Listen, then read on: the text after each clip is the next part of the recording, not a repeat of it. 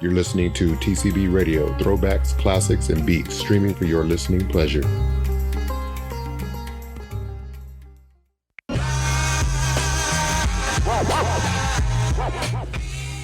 Okay, TCB listeners, welcome to Speak On It Sunday. I'm your man, Rocket Rod. And today we have a barn burner. We got Goodie coming back, and he's going to do his thing. And we have special guest host, Sean Hutson. Now, Sean Hutson is known for his football prowess.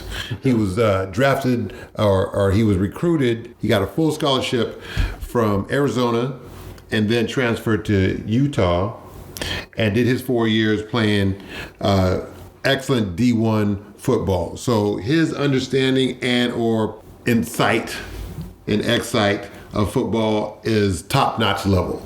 All right, so I'm going to bring both of them here. Goodie, let's welcome you back. How you doing today? Yes, sir. Appreciate you having me, Rod. I'm doing good, brother. Good. And my man, Sean Hutson. Thank you, Rod.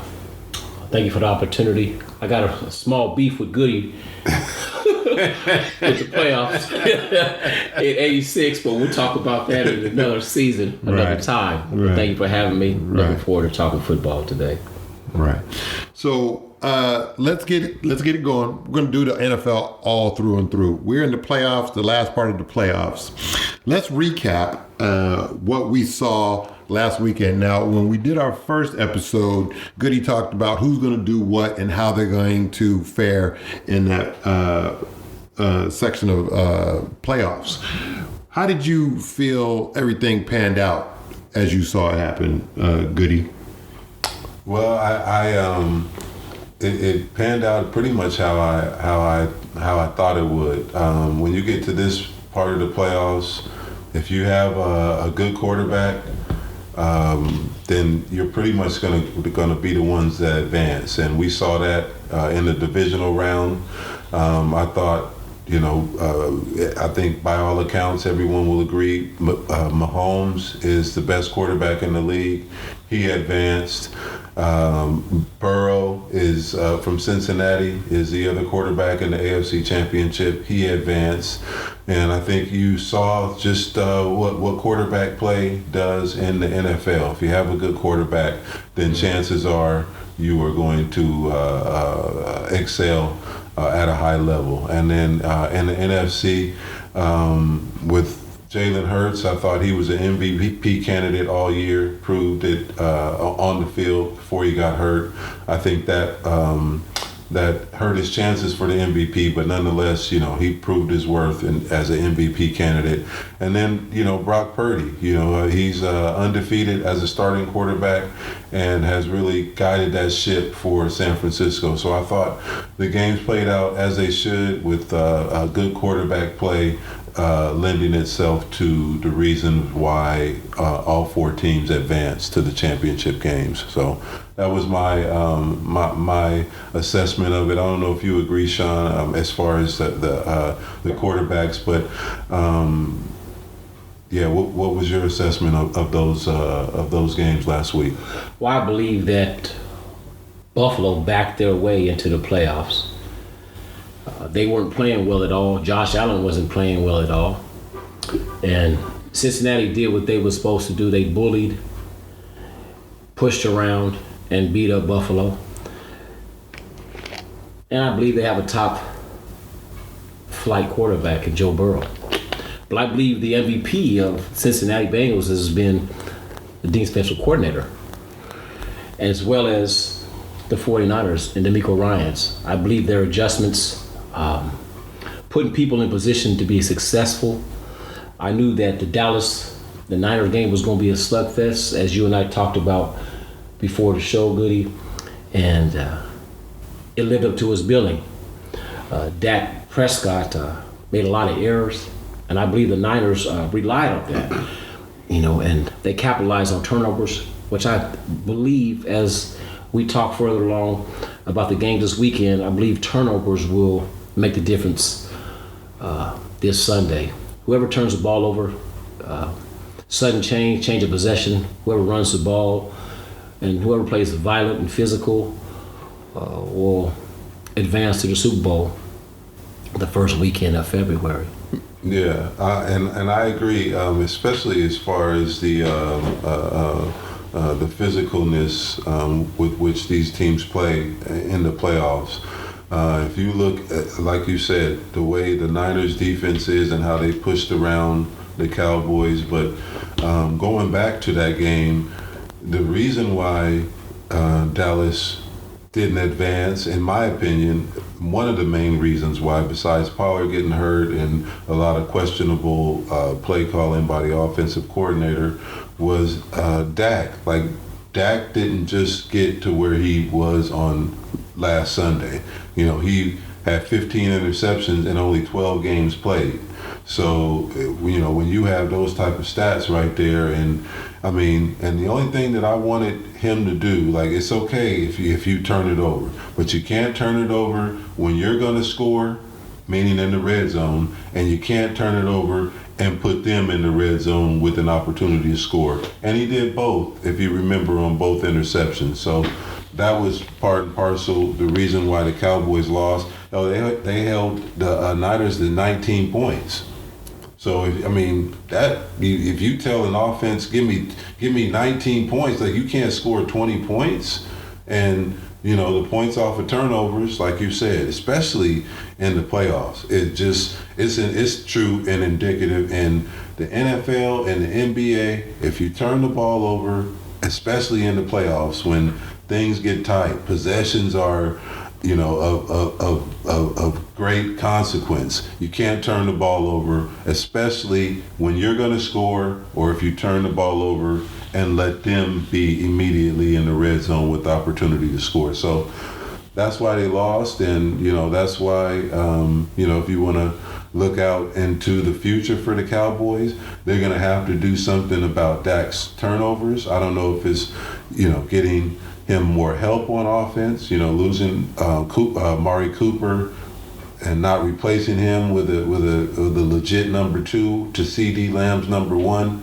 hurt, and also the imagination that or lack thereof that Kellen Moore has on offense, you know, literally led to the reason why the Cowboys ended the season, and as they have, you know, since 1995. It's the divisional round and out. You can't even get to the NFC Championship. So until they fix those things, and it may be that, and I know Kellen Moore had interviewed for a couple of the open NFL jobs, which, you know, I guess went to someone else, and I watched Mike McCarthy's end of season press conference, and he would not commit to Kellen Moore coming back as the OC. So we'll see which route they go, if they need to bring another OC in to further Dak's development, which, you know, after 8 years, I think you kind of are who you are. But, you know, Cowboys definitely had a lot of changes on the horizon. Now, how many years does he have left on his contract, Dak? God, Dak's probably 4. I think he signed, probably 3. So he's doing life in Dallas. It seems like. In his prime, yeah. I mean, you know, with the way the NFL salary cap works, you know, it's hard to get off from under. It's not impossible, but it's hard, you know, with franchise quarterback when you give them that much money, because you have so much long-lasting cap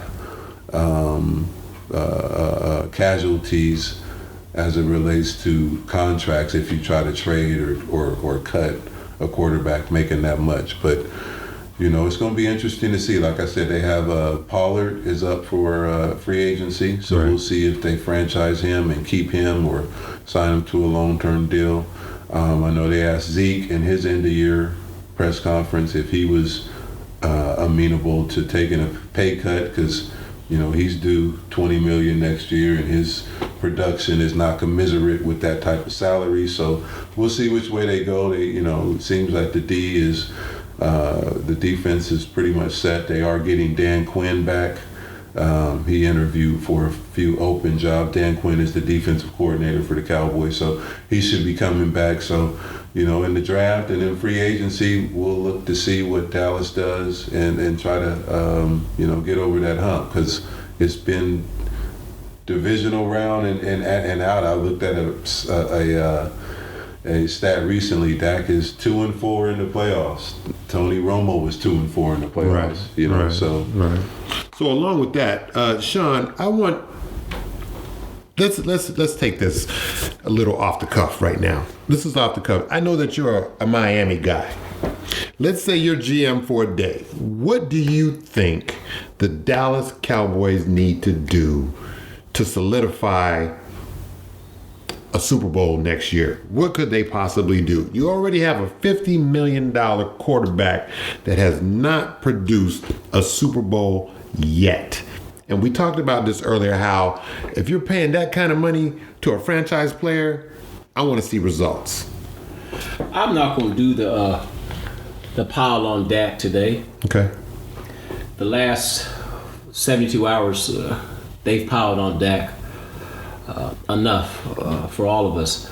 I believe that a coaching change, a new voice is on the horizon. And McCarthy has a Super Bowl. Is he deserving? I believe he deserves to get fired. Clock management the last 2 years. Not acquiring a number 2, as Goodie said. They looked at Odell Beckham, letting Amari Cooper go. I don't think the quarterback is the problem. Dak can lead that Dallas Cowboys team to a Super Bowl. Right. And that's why they gave him $95 million the last 2 years. Right. That's what he has pocketed the last 2 years. Okay. He's the only quarterback that was in the playoffs this weekend with an actual contract. The rest of them are all on rookie deals. Michael Parsons has said that. They were really critical of that. They hurried up and gave him the money. Burrow's on a rookie deal still. Allen's on an extension. They gave him this money. He was supposed to produce, but also Ezekiel Elliott's long in the tooth.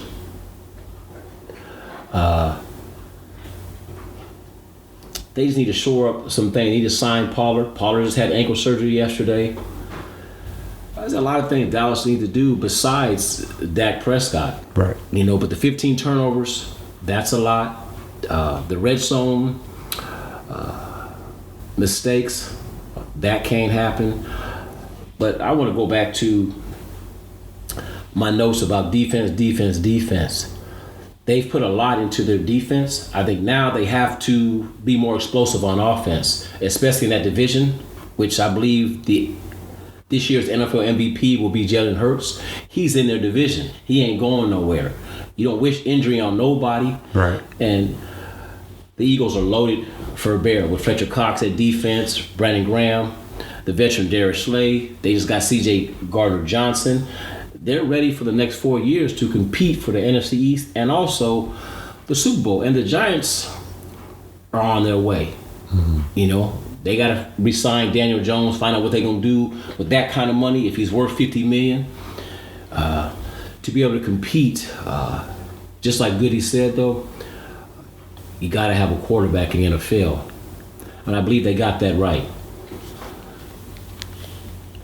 So would you, if I could, Rob, where would you put Dak Prescott? Like if you had to rank him amongst NFL quarterbacks, top 10, top 15, top 12? Well, when we talk about top 15, that's Cousins, the second half. Derek Carr, those guys. That's where Dak is.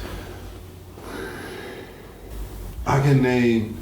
I just think that he does more, I just think he does more off script with his feet than those other guys. And that is the breakdown, because from what I see with Kellen Moore, he has Dak standing in the pocket. Only time he goes off script is when he wants to go off script. There's no rolling him out. There's no using him in nakeds either way. Like Dak, when he first took over for Romo, he was that quarterback. You had to watch out as a DN coming around. You had to watch out for That's that what I naked. remember. That's what I remember. That was the Dak. They're trying to make him stand in the pocket and deliver to quote unquote the weapons we have, which. If you look at after CD, you got Noah Brown, you have a just off the couch T.Y. Hilton, you have literally off the couch too. Exactly, Dalton Schultz, who is also a free agent and may be gone, and they'll probably slide in, the 2 rookie tight ends that they drafted. But I mean, what? And this is on Dak's favor because while Dak didn't perform how he should have, yes, he had weapons taken away from him. So, and when you don't replace them, then it's going to look like that. When you don't show any type of innovation, you don't show any type of ingenuity as an offensive coordinator. We're going to commit to this.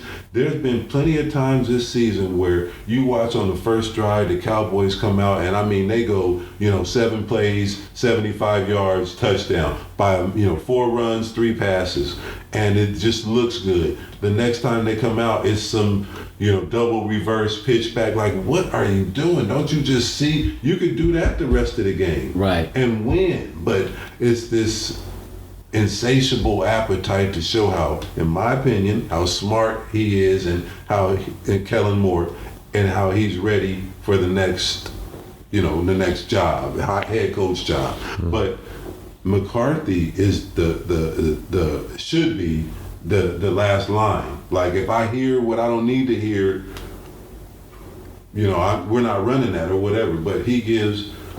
Kellen Moore has pretty much carte blanche over the offense to call plays, and his rhythm is what you see. But McCarthy, 9-12 before the Cowboys game in the playoffs, 0-3 against the Niners. Now 0-4 after last game. Right. You bring a good point. So yes, and I think that the top tier quarterbacks, Mahomes, Burrows, Allen, Lamar Jackson, Hurts, they have the ability and the confidence of their head coach, offensive coordinator, Eric Bieniemy, those kind of guys that if they don't like something in the headset, they can change it. They can audible out of it. I don't believe that they've given Dak that kind of freedom that Tom Brady gets. So, in a hurry up to call his own, plays and things like that. I think that he's too robotic, but I do believe he's still a top 10 guy. They paid him top 10 money. There's only 5-6 elite quarterbacks in the league, and I can name them right now. And you got to throw Lamar Jackson, regardless of injury, right? Regardless of opinion, he's a top 5 quarterback in the NFL. He's a difference maker and he's special. There's nobody else like him. It's the same thing with Mahomes. There's nobody like those kind of guys. They're different, and I think that's going to be the problem this weekend. Just to continue on with these weekend's games, is that the 49ers haven't seen anybody like Jalen Hurts this year. That's going to be a problem. He does things off script. He has explosive players at every level. And the defense of the 49ers are going to have to travel. Just like the Dallas Cowboys defense traveled too. Their defense was loaded for bear against the 49ers. Right. And also, it hindered Purdy in his production, and you could tell the speed of the game, it picked up, and I think that's going to help him Sunday. Him playing Dallas's defense, the speed of it, into... Okay, Sean, well, hold that thought. We're going to take a pause for the cause. We're going to go to our sponsors and let them speak, and when we come back, we will get into that first playoff game at 12 with the Philadelphia Eagles and the San Francisco 49ers. So stay tuned. Dang, he got bars. Oh yeah, Jay Casso at VIP Barber Studio, he definitely got bars. Check out his Instagram page at Who Can Fade Me. Yeah, I need a good barber. You can book with him on the Style Seat app. Just look for Jay Casso the Barber, or you can just stop by VIP Barber Studio. It's at 2230 J Street in Midtown. He's there Monday through Saturday, and he takes walk-ins when he's available. Go see Jay. He'll for sure get you faded. Oh, I'm booking today.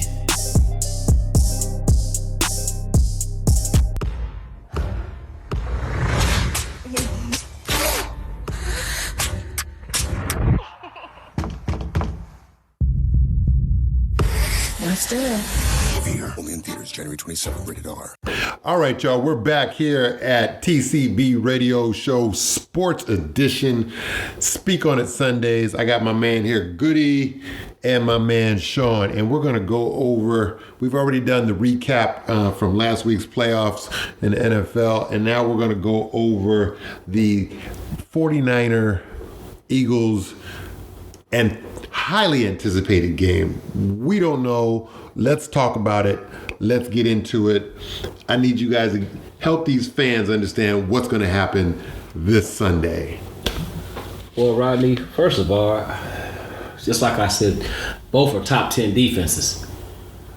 One's number 1 and the Eagles are number 8. I believe that Brock Purdy, the game sped up on him last weekend with the Dallas Cowboys. He didn't face a defense like that. And the defense he faces noon on Sunday in Philadelphia is the same kind of violent, fast, physical defense. No nonsense defense like I shared.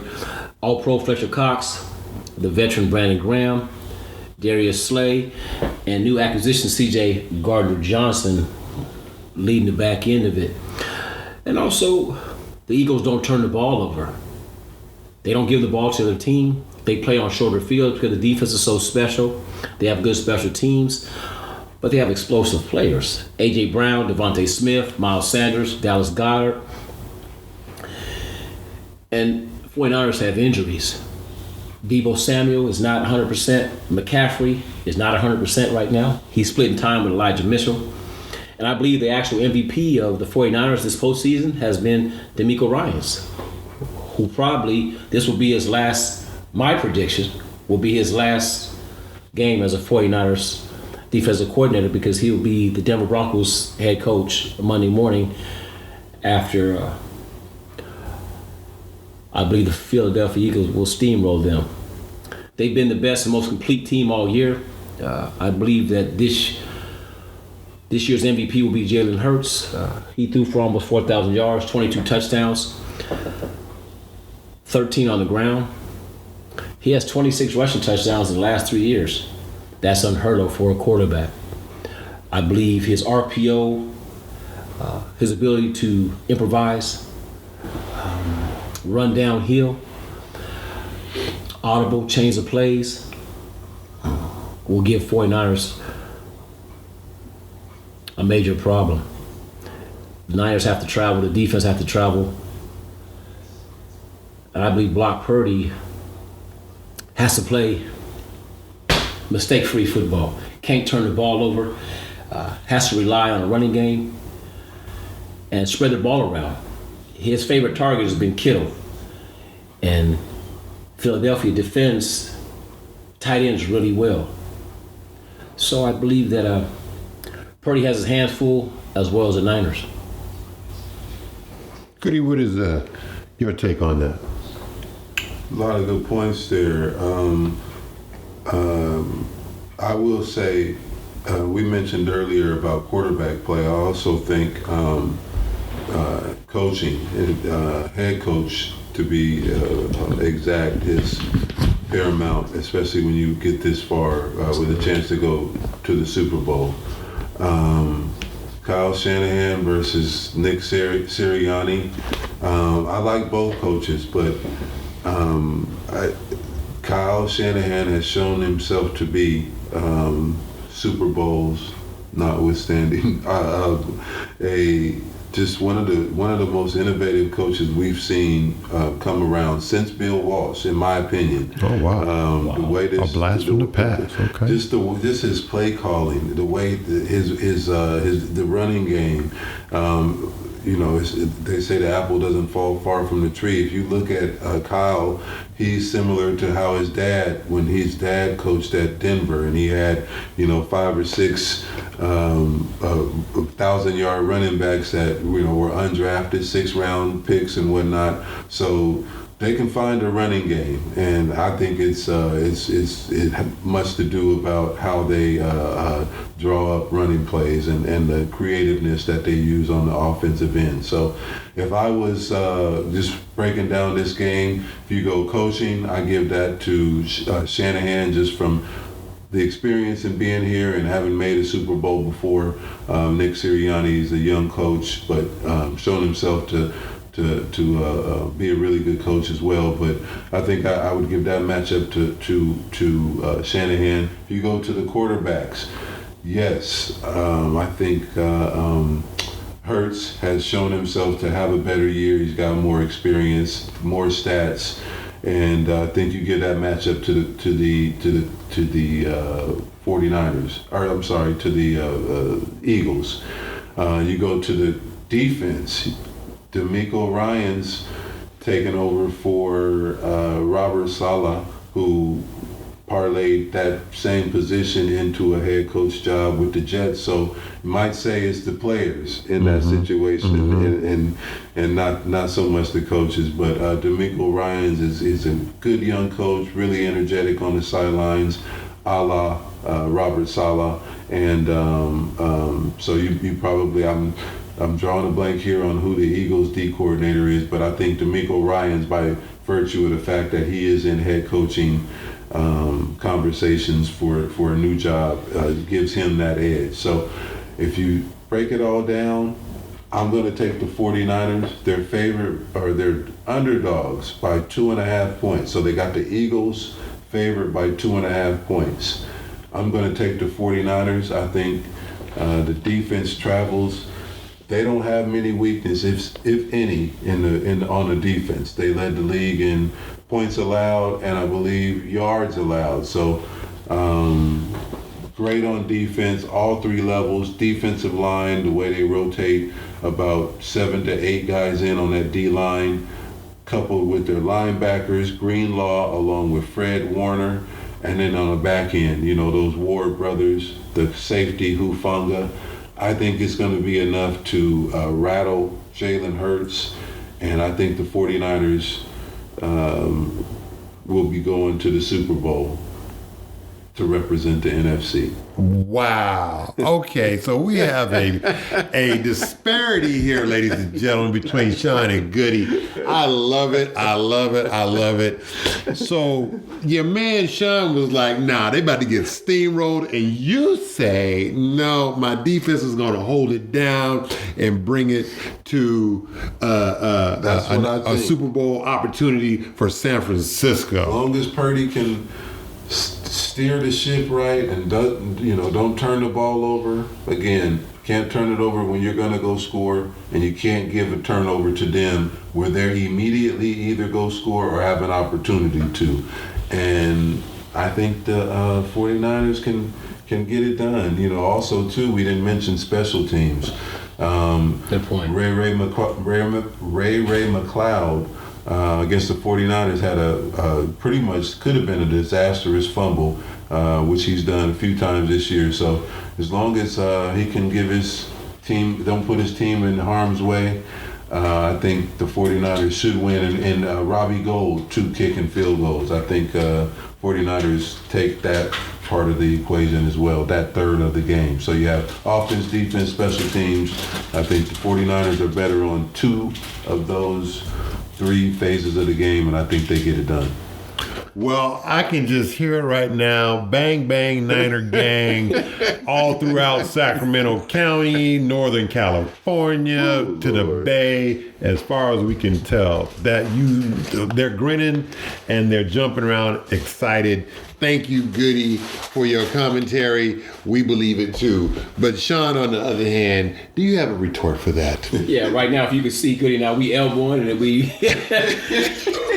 we're almost in a fight. Schematically, I think that the problem will be is stopping the yak yards for the Niners. This is what defensive coordinator Jonathan Gannon had said Tuesday in his press conference, is that they get so many yards after the catch. Purdy gets the ball out of his hands less than 2 seconds. 2.2 average play in the NFL was 2.7 seconds. He's getting the ball out to his hot reads, and his athletes are making plays. Yards after the catch is what yak means, and this is one of the statements that he had shared with the media. Schematically, he says, Goodie, they get the ball to guys in space. And then they have the guys that are touching the ball. Those are part of the unique skill sets where they can break tackles, run away from people. They can make people miss. And that's the problem that they will have on Sunday if they don't tackle well. You know, Deebo Samuel, those hot screens, those bubble screens, they missed a few last Sunday. If you see at the end of the game when 49ers were trying to finish off the game, right, Purdy missed a few of those plays that he's going to have to complete those kind of passes, as Goodie said, or it's going to be a tough day in Philly. Where I disagree with Goodie at it was about the coaching. Kyle Shanahan had us blown 2 Super Bowls simply because of his time management and his second half not being able to play with the lead. Right. That's a problem. That is a problem. You know, against the Patriots, he should have just kicked the ball at one time.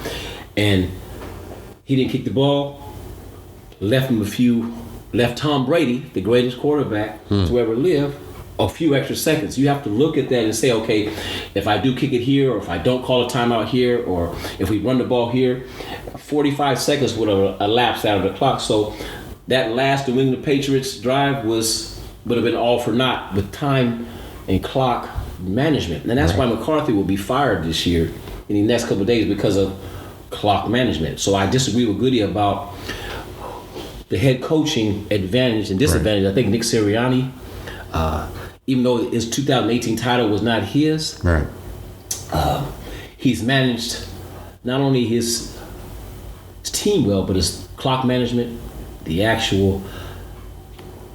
injuries.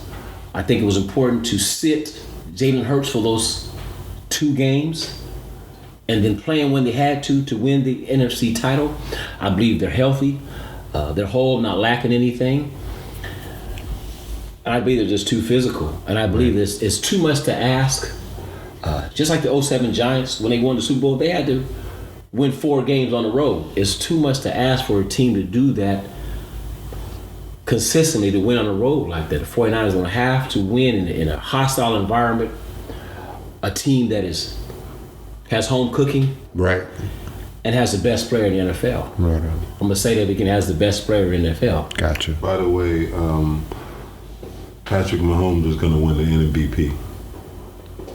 I think, and I'm not saying that Hurts doesn't deserve to be in consideration, but Patrick Mahomes with his stats, and he played, pretty much the whole season. So I think. So now you're playing fantasy football with me. No. I'm really thinking like how the voters think. Right. Those couple games that Hurts missed. When you and I talked in August, Josh Allen was the MVP. They had already promoted him to be the next thing to Tom Brady. Well, let's hold off on that part right there. Let's keep that same energy. Mm-hmm. I'm going to tie up this 49ers Eagles prediction scores. Goodie, what do you got? I got the Niners getting it done 24-13. Wow. Sean? Philadelphia in a blowout. A blowout. The 49ers don't have the correct guy under center for this kind of game. Not saying that Brock Purdy has not arrived and he's not a good professional quarterback, because he's already won 7 games in a row. Okay. He's done his thing, though. I think it's going to be too hostile. The speed of the game. Right. And it's too much at stake. Okay. And like I said, the MVP of the NFL is on the other team. Okay. All right. So then. my prediction as far as the score. Excuse me, Rodney. I would say 31-10. Bold statements. Fashion. Game will be over by halftime. Game will be over by halftime. You heard it first right here on TCB Radio. We're going to take a pause for the cause and bring in our sponsors once again. For all those listeners out there, we thank you for your support. And if you can, please get on www.fourthfound.com. That's FORTHFOUND.com, and put your review on this show, and look for our blog on the occupation section, and you'll see TCB Radio, because we're also looking for other commentary for different things throughout the Sacramento County area and nationally. So let's go to our sponsors and get it done. We'll be back in a few. Throwbacks, classics, and beats keeps you.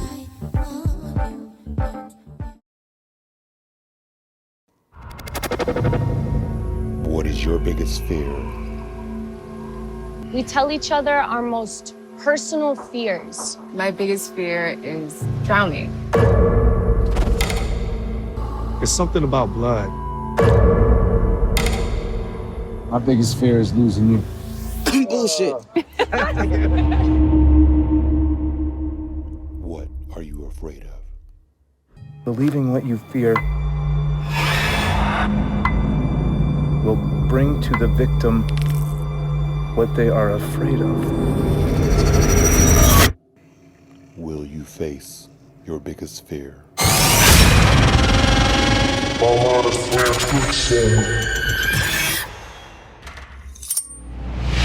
What do you see? I see how I'm gonna die. The fear is coming.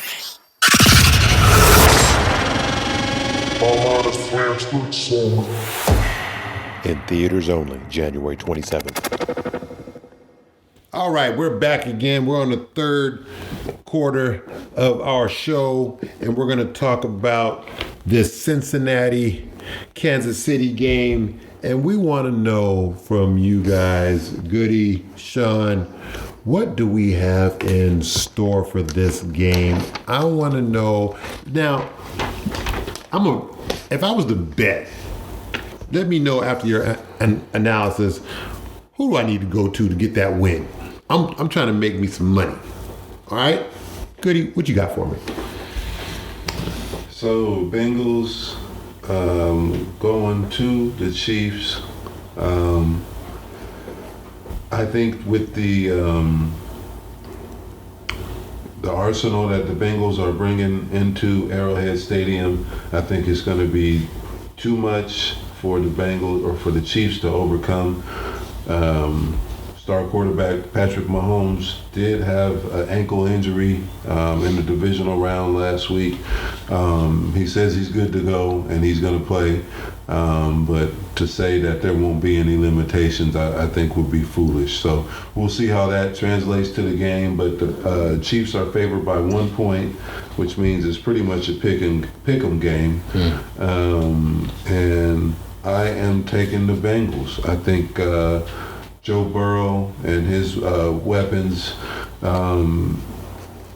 with Jamar Chase and T. Higgins and Joe Mixon coming out of the backfield, along with an underrated defense. I think the Bengals have shown that their defense is nothing to sneeze at.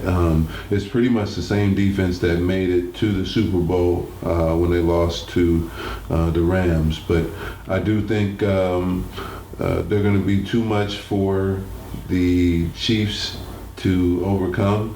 I think with the way that they guard Travis Kelce, and I think that'll go a long way to determining the game as well. If they single him up and let him get loose, I think it's going to be a long day for the Bengals. But I think they know that. They're a swarming defense, one that plays fast and physical. And again, I think that's going to be the determining factor in a Bengals win. I'm going 31-28 Bengals. Sean, your man over here talking reckless maybe, or is he full of all the facts? Does he have it tight? Are they going to go into the home of the Chiefs and take over? Well, Goodie can spit. I can tell you that right now. But the game is being played at Burrowhead Stadium, according to Mike Hilton Tuesday. That's disrespect. What Travis Kelce has said, it says, watch your mouth, watch your tone. But the Bengals have won 3 straight times. And looking at my notes and going over the pre-show with the host Rodney and my partner Goodie, the Bengals have simply just dominated the last 3 games. I don't care if it was cornhole, checkers, or hoop. in these stats right here, these games have not been close. Even the overtime game statistical, they've dominated. The Chiefs have abandoned the run. That makes it difficult because it makes them one-dimensional. You put it in Jordan's, Mahomes, as my wife calls him. That's her favorite player. I think it's too much, a tall task to ask Mahomes to carry a team without the explosive play of Tyreek Hill. I believe they'll miss him on Sunday. And I have 3 stars by a stat. It's Jamar Chase. 24 receptions, 417 yards, and 4 touchdowns. That's just too much. They're going to have to double him and run the football. But like I said, the running game is not strong. Goodie led up to the injury to Mahomes. No one's 100%. I believe he's about 80, 85%. He said he's ready to go. It's going to be a tall task for the Chiefs to beat the Bengals. The Bengals got the swagger. I believe they're the AFC big dog now. And they're confident. And if I'm a betting man, which I am, we're not going to gloss over that, ladies and gentlemen. We're going to talk about that later on in the show when we get to that portion. When we get to that portion, I like that. But I think that the problem is, as Goodie alluded to, they just have too many weapons. It's too much Mixon, it's too much Higgins, Hayden Hurst, Boyd, Burrow. They got too many problems on the perimeter, and they don't turn the ball over against the Chiefs. So you can't rely on Burrow to give you the ball because he doesn't give you the ball. So you have to do something else. I believe that they whoop them again. They whoop them in resounding fashion, though. I would say more high scoring than the noon game. The noon game has the better defenses, the more physical defenses. I believe they both light the scoreboard up. They both abandon the run. A few lead changes, some good halftime adjustments, which Andy Reid alluded to in his press conference, and Steve Spagnuolo. But what they did say is that they can't attack Joe Burrow in the offense and his craftiness with the same kind of defensive scheme they did the last 3 times. And obviously, they know there's going to be adjustments. But the team that turns the ball over and plays better special teams, the kicking game is going to be huge. Shorter fields to score. Red zones, 3 is not good in this game. We need 6. I believe Cincinnati Bengals go to the Super Bowl. What's the score you got for? I say 31-27. Okay. A track meet. The weather's going to be, as Goodie stated, the weather's going to be just fine. Good football weather in January. Decent defense. Cincinnati has a really good defense, but not like the Niners and the Eagles. They could be scored upon. I believe they would target Eli Apple. I think his mouthpiece is running too much. I believe that they'll attack him in various ways. But in the past, they didn't care if Travis Kelce got off or not. Right. It just wasn't enough. I believe Cincinnati wins in Burrowhead Stadium. All right. And this is 2 hot teams. Cincinnati coming in having won 10 in a row. Kansas City 10 out of their last 11 games. So momentum is a real thing as it relates to postseason NFL football. Now, off the air, at one point, Goodie, you contradicted your man on the MVP for this year. Let's talk about that real briefly before we go to break. So I think, I think Jalen Hurts was headed for the MVP. But having gotten hurt and missed a couple games, I think the voters will hold that against him. Patrick Mahomes, with his otherworldly stats, over 5,000 yards, 41 touchdowns, 12 interceptions. I think that's and he's a media darling, So I think his play coupled with his team going 14-3 and getting the number 1 seed will endear itself to most voters, and he'll get the award. That's just what I think. Sean, rebuttal. Well, I love Mahomes, first of all, and he's won the MVP, and he's shown to be the MVP this year. I believe that Jalen Hurts is just that dude this year, and that's special. He's special with his feet, he's special with his arm, but also just through adversity, he has persevered. All the way from Alabama to Ohio State to Philly. They didn't think he can do it. He did it. And also, there's quite a bit that's writing on this right now, though, because Donovan McNabb, Michael Vick, neither one of them won titles in Philadelphia. Right. So this is Donovan McNabb, Michael Vick, 1A. Cunningham. Randall Cunningham. Thank you, Goodie. One of my favorite players. I think it's just his time. It's his year. He's special. And I just want to see a really good game. And I want to see Jalen Hurts hold up that trophy. I think he's deserving. He's my MVP this year. Okay. Well, we will see this weekend. We will all be tuned in to find out what kind of MVP stars that we have in front of us that show up and show out. All right, well, let's take it to our sponsors, give them some time to shine. And when we come back, we're going to talk about what it's going to look like once we get past this weekend, heading into the Super Bowl, who we see in the Super Bowl. We'll be right back right after these messages. Throwbacks, classics, and beats keeps you.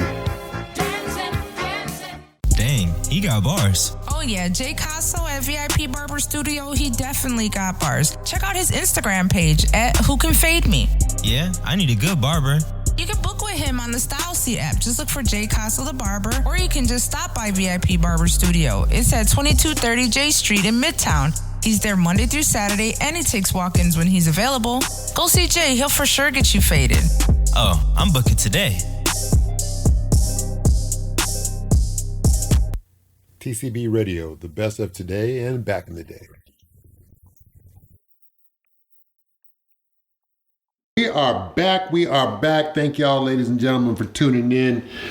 Your Wi-Fi gurus are back. We are going to do this once again. This is the fourth quarter, y'all. We're ending up with recapping who Sean and Goodie believe will make it to the Super Bowl. Now, the first game, Goodie says the 49ers. And all the 49er fans here in Northern California, for sure that I've seen, the Bang Bang 90 gang, says, thank you, Goodie. Thank you for keeping it 100. But Sean says, not so much. I think they're going to get routed. I think they're going to come out here and take this L and take it well. So, Goodie, let's get your prediction on the Super Bowl. So, yeah, we went over both the AFC and NFC championship games. I have the 49ers coming out of the NFC and the Bengals coming out of the AFC. It'll be the third time the Niners and Bengals have matched up in the Super Bowl, having met up in 81 and 84, with the Niners coming out on top in both of those. So that is my prediction. I will wait to give a prediction. We'll see what transpires this weekend before we give predictions on the Super Bowl. But I'm fully expecting the Niners and Bengals to make it for all the reasons mentioned earlier. And Sean, let's talk about what you feel the next game, the second game, how that's going to end up and what that's going to look like for the Super Bowl. Mahomes, the last three times he faced the Bengals, 0 explosive plays. Nothing with his feet. Kelsey had one good game. 10 catches for 95 yards and a touchdown. That was January 30th, 2022, an overtime victory for the Bengals. I think it's just Bengals are a hot team like the 07 Giants, who came in as a wild card and dominated everybody with Strahan and Umayura and those guys in Tuck. I believe it's the same thing. Cincinnati Bengals, their front four, they dominate. Not enough explosive plays. They don't run the ball Chiefs well. They abandon it too soon. They put too much on Mahomes' lap. I know he's the MVP, but too much Bengals. Too much physicality, too much violence, too much swagger, too much edge. And they just have their number. And sometimes it's just, you have a team's number, that's what you're going to see at 3:30. Okay. Well, now, if you got the Bengals playing the Eagles, I'm going to start it right now. I want to hear it. Who do you got winning the Super Bowl? Jalen Hurts, Philadelphia Eagles. It's just his year. It's his year. He's led the Philadelphia Eagles, and he's been the best player this year. Goodie says Mahomes. Just like when Charles Barkley and Karl Malone won the MVP, Jordan was still the MVP of the league. Right. So they have to give it to somebody. Somebody else. So I believe that somebody else will be the Philadelphia Eagles and Jalen Hurts. If there's any millennials out there, yeah, y'all missed out back in the day in those basketball playoffs and MVP races and what shoulda, coulda, woulda been. But they mirror a lot of the MVP winners of today. But as of late, they've been pretty consistent with those who deserve to be MVPs in the NBA. But we'll get into that. That's a whole nother story for next week. Okay. So we got Goodie not really make a prediction for the Super Bowl, but you say the Eagles got the Super Bowl, Sean. All right. Well, that's good. I think we'll end on that note, and we want to appreciate everybody that's tuning in. I give plenty of praise and thanks for my guys for coming in, Goodie. As usual, number one in analytics as far as I'm concerned. Yes, I got the best guys coming in doing it. Sean, same thing. Thank you for guest hosting today. Thank you for the And we're going to bring it all in. So tune in every Sunday at 9 o'clock for our Speak On It Sports Edition. And before we go out, any last words from my guys? I will say I'm expecting 2 good games on Sunday, and I just hope there are no controversies, no refs being involved in the outcome of either game, and that we can play both clean and safe football and give us fans exactly what we want. So, good point, Sean. Fly, Eagles, fly. And with that note, we want to thank y'all for tuning in, and we will see you when we see you, or hear you when we hear you. Make sure you subscribe to www.fourthfound.com. Put your comments, requests, and reviews on there, and we'll be sure to start bringing guests in from around Sacramento County and the Northern California area. We might even have a few pro players even come by if we can get that going on. Ooh. But we thank y'all for tuning in, and we will see you next week. Yes, sir. You're listening to TCB Radio, throwbacks, classics, and beats, streaming for your listening pleasure.